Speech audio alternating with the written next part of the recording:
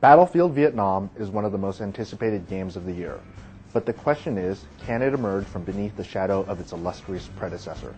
While a jaded gamer might label Battlefield Vietnam nothing more than an elaborate mod, that's taking a very cynical and short-sighted view. It may seem repetitive at times, but the truth is that Battlefield Vietnam is a superbly designed multiplayer action game that incorporates the lessons learned from 1942 and mates it with better technology. For those unfamiliar with the games, Battlefield Vietnam is a multiplayer game that allows you to fight the battles of the Vietnam War. Players divide into two teams, one for the US and its Vietnamese allies, and the other for the North Vietnamese and its Viet Cong allies. You are then dropped into a gigantic map and must battle for strategic control points. It makes for a wildly exciting experience as the two teams slug it out in a tug-of-war struggle, and a team's fortunes can swing wildly about in a heartbeat depending on the skill and coordination level between players. The 14 maps in Battlefield Vietnam are inspired by some of the most famous battles of the war, including the Tet Offensive and the Siege of Khe Sanh. In general, the levels themselves feature a nice variety of terrain and gameplay styles. For example, Operation Flaming Dart is all about aerial combat, as the two forces start separated by a large body of water. Vietnam was not just a jungle war, though. Urban combat is represented by the Hue and Quang Tri maps, and feel very similar to the style of urban levels in Battlefield 1942. There's a lot more character to the land, not just in terms of geography, but in vegetation as well. Now there are steep ravines and valleys, dry riverbeds, hills and small mountains. All of these help to break up the sight lines, giving a much more organic and natural feel to the game.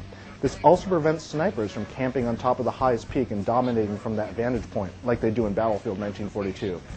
The terrain is much more of an obstacle in Battlefield Vietnam, but one that you can use to your advantage. You can use the lush vegetation to hide from enemy vehicles. The result is that infantry can be very powerful on their own.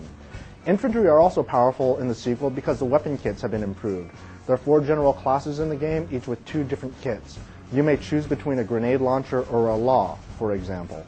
The assault rifles and machine guns of the Vietnam era have increased the lethality of infantry considerably. They also get anti-vehicle weapons that can easily shoot down helicopters and jets, as well as destroy any land-based vehicles. Infantry also have other tricks, including anti-personnel devices like caltrops and mines, as well as a blowtorch to damage vehicles. These weapons make it much more enjoyable to be on foot in Battlefield Vietnam. Yet, as expected, the vehicles in Battlefield Vietnam are what define the game. The jeeps and tanks are back and play similar to the 1942 counterparts. There are a few notable additions, including the Vespa scooter, which can zip around the urban levels, and the BTR-60, an armored personnel carrier in which the passengers can look and shoot out of the sides. The addition of helicopters really transformed the game, though. Helicopters combine rapid transport capabilities with a mobile weapons platform capable of devastating air support. Unlike planes, helicopters can loiter close to the ground and hover in place to provide fire support. While they're rugged against infantry weapons, helicopters are extremely vulnerable to anti-aircraft cannons and missiles, not to mention enemy helicopters and fighters. The jets truly add chaos to the sky as fighters and bombers streak across the sky. There's nothing quite like standing in the jungle and looking up through the lush canopy and seeing F-4s scream overhead to drop napalm on the enemy. Or running toward an enemy base and seeing a helicopter lurch into the air and dip its nose at you like a bird of prey, eyeing dinner. At that moment, you'll feel helpless, but that won't stop you from unloading everything you have at the helicopter and watching chunks of metal fly off the bottom as it passes overhead.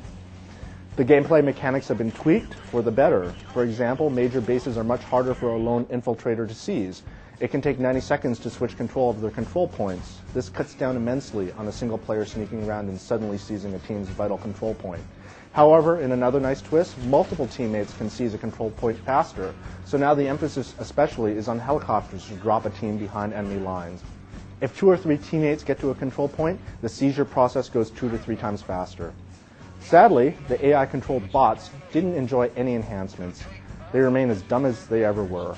Simply put, the bots are horrible, even at the toughest AI level.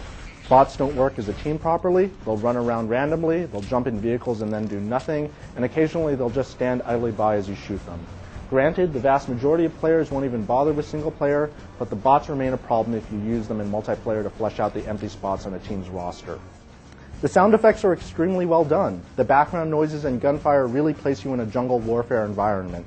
There's even radio chatter when you strap into a helicopter or fighter, and not to mention the game's soundtrack. When you're in a vehicle, you can blast a wide selection of music tracks that everyone can hear. It's almost surreal to be standing in the middle of the battle and then hearing Surfing Bird playing as a helicopter flies over you. Pull It Together in Battlefield Vietnam is a game that packs more cinematic moments in its gameplay than any game in recent memory.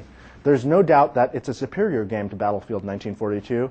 It's a better designed game with better technology, and it's a better executed game. Battlefield Vietnam Enemy converging on our location!